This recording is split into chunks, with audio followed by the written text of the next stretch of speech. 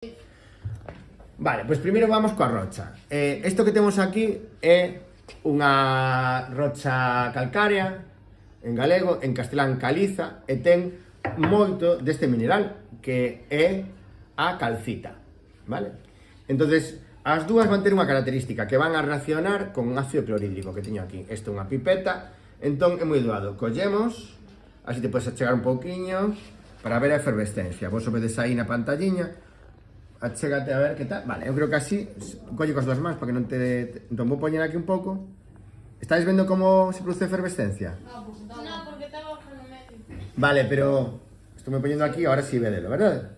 Vedes como produce efervescencia? Sí. Entonces, isto sería unha das probas que facemos para saber isto se é unha caliza, non? Se temos dúbida, se hai efervescencia, que sí.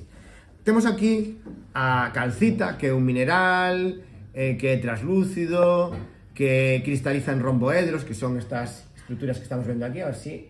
vale, aí. Estas estruturas que estás vendo é o xeito no que cristaliza o mineral. E unha das probas que lle podemos facer e que ven nas claves dicotómicas é ver si reacciona ante o clorhídrico, vale? Ou puro ou diluído, aos 10%, sabedes que está... Vou poñer aquí unhas pinguiñas e vamos a ver que pasa. Vedes as burbullas? Vedes as burbullas que se producen? Sí ou non? Sí? Botelle máis para ver, botelle do outro lado, así vedemos mellor. A ver, voulle botar aquí encima, vale? Entón, o que está facendo é o ácido reaccionar con ela e esas burbulliñas é porque se producen gases de CO2. Védelo aí? Sí. Sí? Aquí. Aí o vemos. Sí?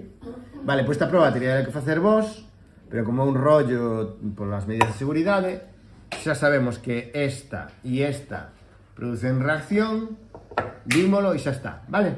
E isto vos lo poño na página web da aula virtual, vale?